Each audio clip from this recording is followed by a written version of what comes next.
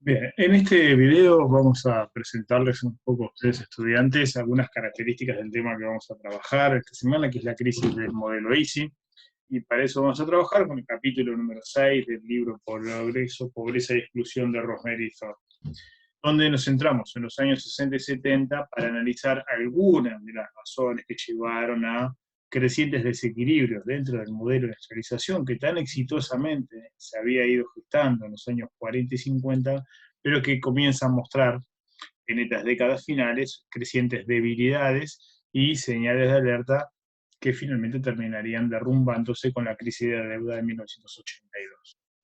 Ahora bien, en este corto video que vamos a analizar algunas de estas características un poco por arriba, pero para explicar los principales hechos, tenemos que entender cuáles son estos principales desequilibrios económicos que generó el modelo industrial de la forma en que se llevó a cabo en América Latina. Y vamos a analizar para ello cuatro perspectivas diferentes.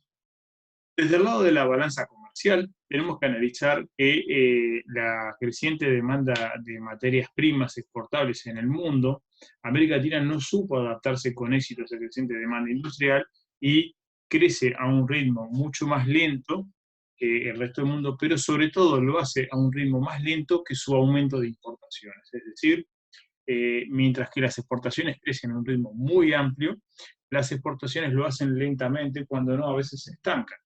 Y esto nos lleva a un importante déficit de la balanza comercial, es decir, el saldo es negativo en estos años, es decir, sale más dinero por la compra de productos que lo que ingresa por la venta de los mismos. Pero un saldo de balanza comercial negativo no tiene por qué ser necesariamente algo problemático para ninguna economía, si lo que realmente importa es una balanza más importante en última instancia, que es la balanza de pagos. ¿Qué quiere decir esto? En realidad es la entrada y salida de dinero de un país, contando exportaciones e importaciones, pero también hay que tener en cuenta otros rubros que son importantes y muchas veces decisivos. De hecho, la mayoría de los países relativamente exitosos tienen sistemáticamente balanzas comerciales deficitarias, pero no tienen balanzas de pago deficitarias. ¿Por qué? La balanza de pago al final es la última suma que importa entre el dinero que entra y que sale de un país. ¿Qué tomamos en cuenta acá? Bueno, por ejemplo, las entradas de dinero a un país por concepto de préstamos o de inversiones son una fuente de financiamiento del déficit de balanza comercial. Pero también hay salidas de dinero, como por ejemplo cuando las empresas multinacionales se instalan en un país, y en los años 60 y 70 muchas de ellas lo hicieron en América Latina, que año a año eh, retornan sus utilidades, es decir, sus ganancias para los accionistas en la sede central. Y eso es una salida importante de dinero. También las deudas tienen como contrapartida que hay que pagarlas. Y las cuotas de los préstamos, ya sea la amortización del préstamo más los intereses que se hacen todos los años, también es una importante salida de dinero. Y este saldo deficitario que tiene América Latina en los años 60 y 70 sigue realmente preocupante, porque implica una sangría de recursos permanente. Es decir, el muy leve incremento de las exportaciones y de las inversiones no logra financiar del todo las importaciones necesarias que necesita la industria, y mucho menos el proceso de endeudamiento que tiene la región. Entonces, aquí sí lo que tenemos es un concepto más fundamental todavía, que es este déficit de balanza de pagos, que es mucho más serio que la balanza comercial. Y esto sí es una señal alarmante para América Latina. Precisamente para cubrir este déficit de balanza de pago es que los gobiernos recurren crecientemente, primero tímidamente en los 60, de forma masiva en los 70, a un creciente endeudamiento. En parte aprovechando un contexto muy favorable de otorgamiento de créditos con tasas de interés muy bajas, tema que vamos a conversarlo más adelante en otro tema, pero que a la larga favoreció un endeudamiento que, bueno, que en algún momento hay que pagarlo, que se hizo extraordinariamente oneroso, muy caro para las economías regionales. El tercer punto tiene que ver con el déficit del Estado, es decir, ya no de la economía, sino del Estado. Estamos hablando del déficit fiscal. ¿Por qué? Porque bajo el modelo industrial se produce un correlativo crecimiento del tamaño del Estado. en parte porque estamos hablando de un aumento del Estado industrial, es decir, el aumento en las actividades comerciales industriales del Estado. Pensemos en empresas como Petrobras en Brasil o Pemex en México, que muchas veces requieren de inversiones muy cuantiosas para comenzar a funcionar y muchas veces para aumentar su producción, pero también estamos hablando de un creciente gasto público producto del estado de bienestar que se construye en estos años, ya sea por una política laboral generosa hacia los trabajadores, como por la creciente importancia de la seguridad social, le hace jubilaciones y pensiones, y también leyes y seguros de desempleo, de accidentes laborales, etc. Y el cuarto ítem que genera un desequilibrio importante en América Latina es el tema de la inflación. Muchas veces para financiar este creciente gasto público, los gobiernos recurren al método más sencillo y que genera menos consecuencias políticas en el corto plazo, que es la sobreemisión monetaria. Es decir, se emiten mucho más billetes de lo que correspondería a la cantidad de bienes y servicios de la economía, y eso lleva a que todos los precios terminen empezando a dispararse. Y eso genera una espiral inflacionaria. Pero a su vez hay que agregarle que el endeudamiento, es decir, la contratación de grandes préstamos en dólares provenientes del exterior, lleva a que cuando esos dólares ingresan a la economía, luego hay que convertirlos a pesos para convertirlos en gastos corrientes. Muchas veces el Estado contrata estos préstamos en dólares, pero luego gasta en pesos, también lo obliga a tener que volcar más moneda nacional a la economía, y eso agrava el problema de la inflación. Ahora vamos a ver algunos de estos rubros con números, pero conceptualmente es importante tener en cuenta que los principales desequilibrios que vive la región por el modelo industrial tiene que ver con el déficit de balanza comercial, el déficit de balanza de pagos, el déficit fiscal y la sobreemisión monetaria que lleva a la inflación. En esta tabla de datos que analiza el déficit externo que genera el sector industrial latinoamericano, ¿sí? Aquí tenemos varias cosas para conversar y que nos permiten entender por qué termina fracasando al final el modelo. Si miramos el primer rubro de todos, que lo tenemos ahí, vieron que denominado número 1, ¿sí? Déficit industrial, este primer rubro, ¿qué representa? Bueno, miremoslo de esta manera. Por algo siempre aparece con signo negativo, es decir, es el saldo de la industria con respecto al resto del mundo. Pensemos un ejemplo como puede ser la industria mexicana. La industria mexicana, para producir bienes X, por ejemplo, vamos a suponer que solo produce automóviles.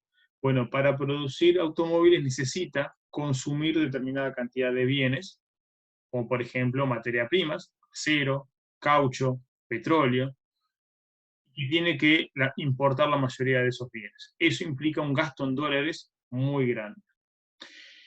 Y resulta que las ganancias que puede tener la industria con respecto al resto del mundo se mide a través de las exportaciones industriales. Es decir, ¿cómo se financia la industria? Bueno, tendría que ser ganando los recursos necesarios para poder comprar lo que necesita para producir. En otras palabras, yo necesito venderle al resto del mundo mis productos industriales, mis autos mexicanos, para luego que la industria mexicana pueda comprar más petróleo, más caucho, más acero, más de todos los demás bienes, más tecnologías para poder producir y así sustentar mi industria. El problema es que entre el saldo de lo que yo compro para producir y lo que yo gano vendiendo al resto del mundo, mi saldo es en 1955 negativo. ¿En cuánto? Bueno, si miramos el título, encontramos que la referencia es millones de dólares. Por lo tanto, lo que encontramos es que en 1955 el déficit era de 4.800 millones de dólares. En esa época es una cifra enorme. Pero además, el problema es que este déficit, o sea, la diferencia entre los gastos de la industria respecto a los ingresos de la industria, son siempre negativos y crecientes. En el 65 pasa a 7.000 millones, y en el 73 pega un salto y se duplica a 15.000 millones, y en el 75 pega otro salto más y se duplica casi a 28.000 millones. Es decir, que cada vez más consumen dólares la industria, pero no genera dólares producto de la venta de sus bienes. ¿Qué nos dice esto? Que la mayor parte de los bienes que produce terminan yendo a parar al mercado interno. Y la pregunta es entonces, bueno, ¿cómo hace la economía, por ejemplo la mexicana que estamos poniendo como ejemplo, para poder comprar esos bienes industriales? Bueno, necesita sacar recursos de otros sectores de la economía. Es decir, el resto de la economía tiene que generar, por medio de sus exportaciones, suficientes cantidades de dólares para poder financiar el consumo de la industria. Y para eso tenemos el rubro número 2, que es superávit del resto. Es decir, el resto, fundamentalmente, la agricultura, la ganadería, la minería, servicios, tienen que generar suficientes ingresos para financiar la industria. ¿Cómo? Bueno, el consumo de bienes para producir alimentos, materias primas, servicios, tiene que ser menor que la cantidad de dólares que yo genero por la producción de esto. Es decir, bueno, básicamente que la mayor parte de los países siguen dependiendo todavía de las exportaciones de productos de la agricultura, la ganadería o la minería, y con esos dólares, producto de esas exportaciones, y por distintos mecanismos que después vamos a ver, se logran financiar la producción de bienes industriales. ¿Sí? Es decir, en ningún momento del modelo de desarrollo industrial, la industria por sí sola se financia a sí misma. Siempre necesita del aporte extra de recursos del resto. Es decir, que de alguna manera tiene que lograr chuparle recursos al sector primario fundamentalmente. En 1955, el saldo del resto de la economía es positivo y mayor que el déficit de la industria. Por lo tanto, lo que tenemos, ¿sí?, que es en suma la balanza comercial, es decir, la diferencia entre exportaciones e importaciones, es positiva en 500 millones de dólares. En 1960 el saldo sigue siendo positivo, aunque menor, y nos da una diferencia de 104 millones de dólares. En 1965 mejora levemente el panorama, ya que el resto de la economía produce más dólares de lo que gasta la industria, y el saldo es de 1.059 millones de dólares, pero a partir del 73 ya el proceso es insostenible. El resto de la economía no genera suficientes dólares para financiar el déficit de la industria. 15.524 millones de dólares es menor a los 15.761 millones de dólares y nos da un déficit para toda la industria, para toda la economía, perdón, en balanza comercial de 237 millones de dólares. ¿De dónde sacar ese dinero? Bueno, se imaginarán de dónde viene. Bueno, hay que endeudarse, es decir, hay que conseguir préstamos a nivel internacional, hay que conseguir dólares de alguna manera para cubrir ese déficit que la industria demanda y que el resto de la economía no puede proveer.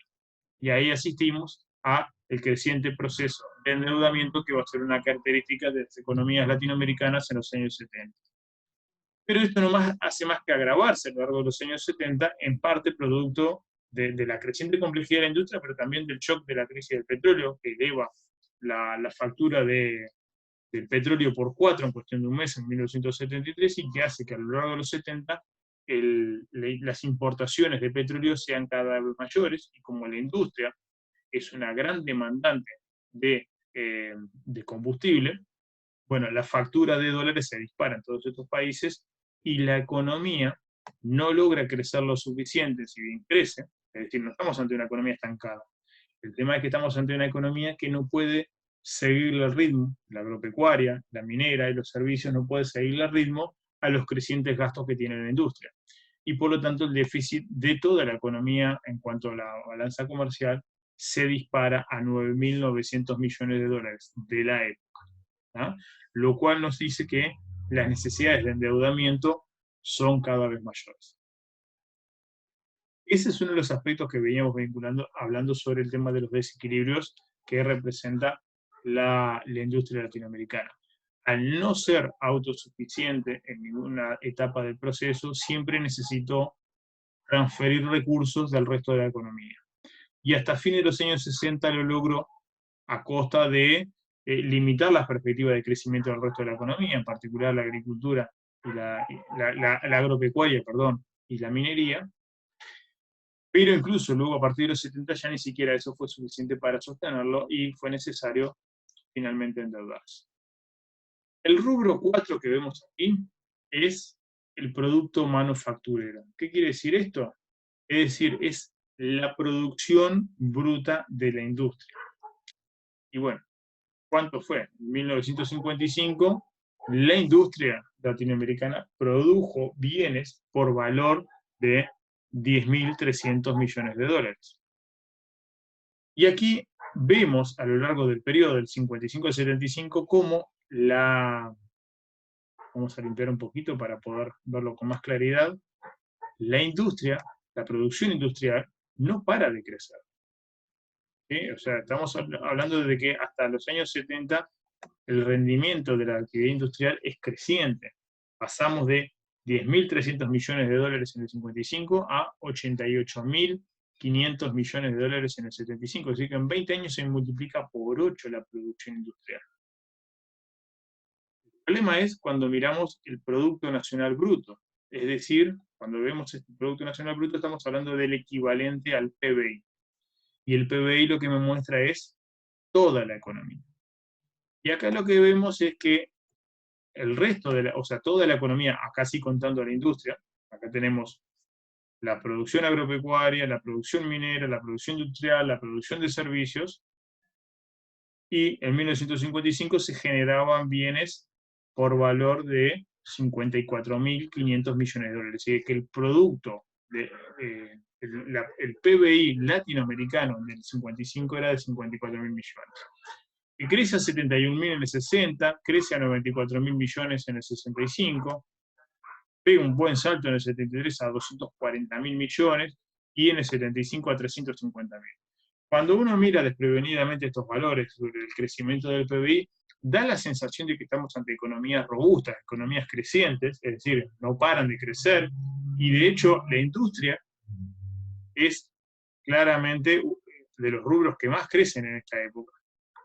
Entonces, para muchos actores, tanto la ciudadanía como muchos actores políticos, las señales de problemas en la economía en general no siempre son evidentes y muchas veces pasan desapercibidos para los actores políticos. Generalmente son los economistas los que pegan el grito en el cielo sobre la emergencia que se va a venir, pero que no es evidente. Recién en los 70, con la crisis del petróleo, va a quedar esto en evidencia. Pero vemos una época en la cual la economía latinoamericana crece, y crece bastante. Fíjense que del 55 al 75 el PBI prácticamente se multiplica por 7, pero dijimos, la industria se multiplica por 8, por más de 8 incluso. Esto quiere decir que claramente es el sector más dinámico de la economía. El problema, como veíamos recién, es que lo hace a costa de financiamiento del resto del sector. Es decir, no logra financiarse a sí mismo. ¿Por qué? Bueno, porque todos los recursos que necesita para producir son importaciones en su mayoría, necesita dólares, pero el grueso de sus ganancias no se convierten en dólares porque no se exporta, o se exporta no lo suficiente para financiar todo eso. Es decir, que la mayor parte queda en el mercado local.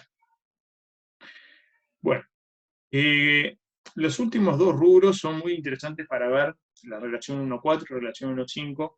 Son básicamente relaciones porcentuales. ¿Qué me quiere decir esto? La relación 1.4 lo que me establece es, vamos a tomar 1955 y 1975.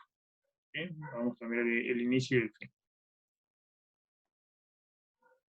En 1955, el déficit industrial, estos 4.800 millones de dólares, bueno, ¿qué porcentaje de la producción industrial representa? Es básicamente eso. Y es establecer un porcentaje. Si de 10.300 millones es el 100%, ¿qué porcentaje son 4.819 millones? Bueno, lo que vemos aquí, 46,8%. Es decir, si yo pregunto, ¿cuál es el déficit, perdón, qué porcentaje de la producción industrial representa el déficit de 1955? Es del 46,8%, es decir, casi la mitad. Lo interesante de esto es que El resto, la producción industrial en el 75 es de 88.000 millones. El déficit no crece al mismo ritmo que la producción industrial y por lo tanto baja a 32,1. Y uno podría pensar, bueno, si la relación déficit-producto es cada vez menor, ¿sí? Porque incluso habíamos visto que pasaba 25,1, 21,1, después pegó otro salto 25, 32, baja, luego sube un poco. Lo que vemos acá es, aparentemente la industria en los años 70 estaba empezando, a pesar del shock del petróleo, estaba empezando a tener un peso de su déficit cada vez menor, por lo tanto, debería ser cada vez menos preocupante. El problema acá es el resto de la economía, es decir, la relación 1,5. ¿Qué porcentaje del déficit, ¿sí?, representa porcentaje, perdón, del PBI? Y lo que vemos acá es que ese 4.800 millones en 1955 de déficit representa el 8,8% del PBI. En el 60 es de 8,6, en el 65 de 7,5, luego baja a 6,5 en el 73 y vuelve a subir a 8,1 en el 75. Y uno dice, bueno, la tendencia aparentemente es a una bajada del déficit y luego un ligero aumento en los 70. ¿Qué tiene de negativo esto?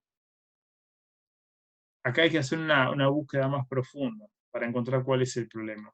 Es que a largo plazo el esfuerzo de sostener esta industria se vuelve insostenible. Es decir, es que durante demasiado tiempo se tuvo que estar sosteniendo con recursos de otros sectores para mantener esto. Y sinceramente, desde el punto de vista político y económico, estos otros sectores que tienen intereses importantes, por ejemplo, pensemos en los intereses y la capacidad política del sector agropecuario en países como Argentina, Chile, Uruguay o Colombia, que tienen un peso político importante, bueno, decidieron decidir hasta acá llegamos con el modelo industrial. No vamos a seguir con nuestros beneficios, seguir sosteniendo las limitaciones del modelo industrial.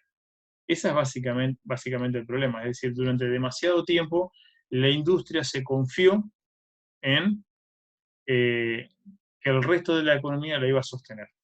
Y durante un tiempo lo pudo hacer, pero finalmente la crisis de la deuda y la oposición política de los sectores que la estaban financiando, básicamente el sector primario, llega al punto de que en los años 80 se crea el consenso de que es necesario un cambio de modelo. ¿Ah? Y estas son algunas de las relaciones que podemos encontrar aquí y que podemos conversar más claramente después en la clase. Bueno, en esta tabla vemos otro de los grandes problemas que tiene, en este caso, el Estado. Ya no la economía, sino el Estado. Y vamos a analizarlo por países. ¿Por qué? Porque hoy hablamos del problema del déficit fiscal que tenía América Latina. Para que pongan en contexto, hoy se habla en Uruguay de un problema de déficit fiscal porque la diferencia entre lo que gasta y lo que ingresa por concepto de ingresos genuinos del Estado es del 5% del PBI. Es decir, nos da una idea, la cantidad de déficit que tiene el Estado representa el 5% de la producción anual del Uruguay hoy 2020. Ese 5% que es, aparentemente para algunos sectores es importante tener en cuenta y para otros es una catástrofe, considerémoslo en perspectiva en la historia de este periodo. Para darle un poquito de sentido, bueno, cuánto representan estos números. Vamos a tomar como caso Argentina y Brasil para explorar un poco ambas situaciones. Miremos a la Argentina. En 1950, el gasto del gobierno representaba el 22,5% del PBI. No estamos hablando acá de cantidad de dinero. Siempre revisen el título de una tabla, donde están las referencias. Porcentaje del PBI. Lo que encontramos a lo largo del periodo es que hay un ligero aumento, en el caso argentino, del gasto del gobierno como porcentaje del PBI. Si recordamos que las economías de esta época todas crecen, lo que nos damos cuenta es, y si aumenta el porcentaje, lo que quiere decir que en términos de valor, de gasto en pesos argentinos, es que todo aumentó, y aumentó con un porcentaje mayor de la economía. El caso brasileño, que arranca con un gasto como porcentaje de su PBI menor que en Argentina, 17,5, fíjense que el salto es mayor, bastante notorio. De hecho, si bien hablamos de un creciente gasto en Argentina relativamente importante, pasamos de 22,5 a 25,2, 3% es una cifra importante, en el caso de Brasil es colosal, se duplica, prácticamente se duplica, 17,5 a 33,3, casi el doble. Y lo mismo ocurre en países como Chile, donde pasamos también del 17 a 34,6, mucho más significativo todavía. En menor medida en los otros países, pero casi en todos los casos se nota este proceso de creciente aumento del gasto. Bueno, ¿con qué se financia ese gasto? Fundamentalmente con los ingresos tributarios, es decir, con la recaudación de impuestos. Y acá lo que encontramos es algo insatisfactorio. Encontramos que los ingresos tributarios en 1950 representan el 17% del PBI. Claramente eso es un porcentaje menor que el ingreso, que el gasto, perdón. Y esto nos da claramente este resultado. La diferencia entre 22,5 y 17 es 5,5. ¿Cómo leemos esto? Ya en 1950 la Argentina tenía un déficit fiscal del 5,5% del PBI. Ya estamos por encima, a comienzo del periodo, o prácticamente al comienzo, de una cifra de déficit fiscal superior al que tenemos ahora. Para que entiendan la magnitud de este déficit fiscal, que es un valor ya importante. Pero además, a lo largo del periodo, no deja de crecer. ¿Por qué? Porque incluso en Argentina, no solo que aumenta levemente el gasto, sino que incluso en términos de porcentaje, los impuestos bajan como porcentaje del PBI. Y eso lo que nos lleva es a un creciente déficit fiscal. ¿Por qué bajan los impuestos? Fundamentalmente, porque estas son tasas de presión tributaria, en el caso de Argentina, muy bajas comparadas con países de desarrollo medio o alto, de una fuerte oposición a la recaudación tributaria por parte de la sociedad. Y quienes más fuerza tienen para oponerse a la recaudación de impuestos son los sectores más interesados, en particular la industria y el sector agropecuario. La evasión fiscal y las diferentes triquiñuelas que tiene la sociedad para eludir los impuestos es una fuente importante de evasión y por lo tanto es una dificultad política que tiene el gobierno argentino para incrementar su presión tributaria, cosa que de hecho disminuye. En el caso de Brasil, la tarea de los gobiernos civiles y luego militares en este periodo es más exitosa que en el caso argentino. De hecho, pasa de 16% del PBI a 27% del PBI, algo que va a ser una característica hasta el día de hoy. Brasil tiene, en términos porcentuales respecto a su PBI, una presión tributaria de las más altas de América Latina, y esto es una constante hasta hoy día, 2020, es que, sin embargo, tiene éxito respecto a Argentina.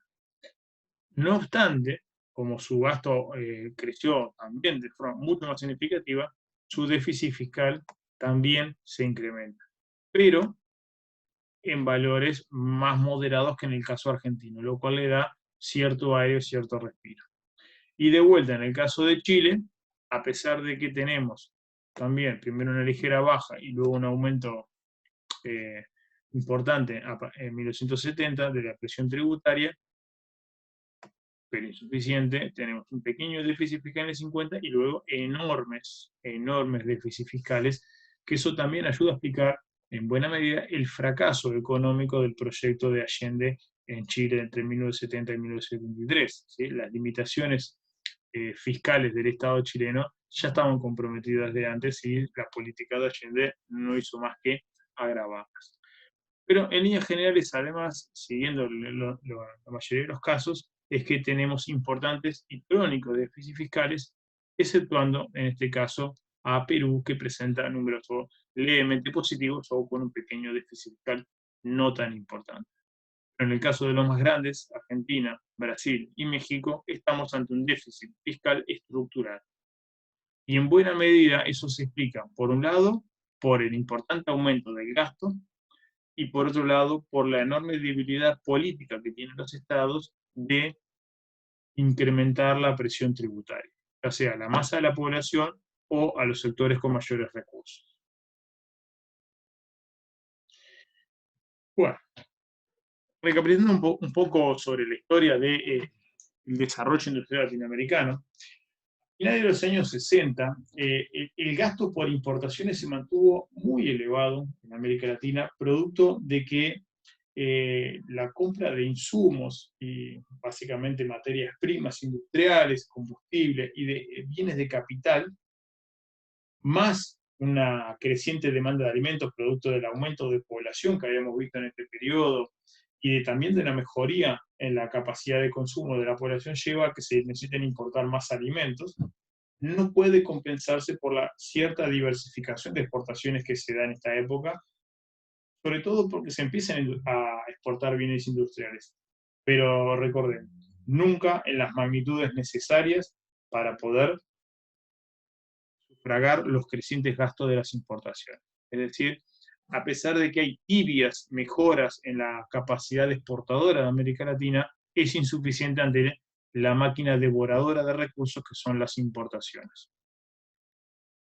La presión que se genera sobre la balanza de pagos, los déficits presupuestales y los cuellos de botella al lado de la oferta, es decir, la industria y la producción en general en América Latina no puede crecer al ritmo necesario para la cantidad de dinero que hay en las economías, a eso se le llama cuello de botella, como que se tranca la producción y no puede seguir al mismo ritmo que la generación de dinero, lleva a que se terminen gestando enormes procesos inflacionarios. ¿Bien? El déficit, la sobreemisión, la presión sobre la balanza de pago, es decir, la necesidad de contar con dólares urgentes, lleva a que haya demasiado dinero circulando en la economía y por lo tanto pierda valor ese dinero. Y esto lo podemos ver en la tendencia inflacionaria de América Latina mirada en el largo plazo. ¿Sí? Aquí lo vemos para un promedio de países de América Latina entre 1961 y 2011, cómo hay un periodo que arranca precisamente con una ligera tendencia de crecimiento en los 60, se acelera bruscamente en los 70. Producto fundamentalmente del creciente endeudamiento de las economías latinoamericanas y el apelar al recurso de la emisión monetaria para cubrir los agujeros fiscales. Es decir, ¿con qué pagamos los salarios? ¿Con qué pagamos los gastos operativos del Estado? Emitiendo billetes. Esos dos fenómenos, el endeudamiento y la sobreemisión, llevan a que, bueno, la inflación se vuelva uno de los graves problemas endémicos de América Latina y que, como verán acá, van a durar bastante más tiempo que los restos del proceso industrial. ¿Por qué? Porque si vemos aquí en 1882 que hay una leve bajada de la inflación, ¿sí? Esto no es otra cosa que producto en realidad de la crisis que se produce en este año, que vamos a ver más adelante, que termina de romper finalmente el modelo y durante todos los años 80 se intenta, por medio de políticas de ajuste bastante severas, de controlar la inflación y de reencauzar la economía. Recién en los años 90 se logra cierto éxito en el combate a la inflación y vuelve una tendencia a largo plazo de cierta inflación moderada hasta mediados de la segunda década del siglo XXI, pero producto de los ajustes neoliberales de los años 80 y 90. Esto lleva a que, bueno, algunos de los países van a verse obligados a firmar acuerdos con el Fondo Monetario Internacional, que le va a hacer una serie de recomendaciones obligatorias. Si tienen la plata, tienen que hacer determinadas reformas, lo cual iba en abierta contradicción con el modelo industrial y sobre todo con el estado de bienestar que se venía implementando, lo cual va a generar unas cuantas rispideces y conflictos políticos y sociales en la época. Y va a terminar siendo inclusión, por un lado, en algunos países con respecto a golpes de Estado para poder llevar adelante de forma autoritaria y por fuera de la ley las reformas necesarias. Pensemos en el caso de la economía chilena con el golpe de Pinochet, o en el caso de la mayoría de los países a través de las reformas del sistema a partir de los años 80. Bueno, hasta luego.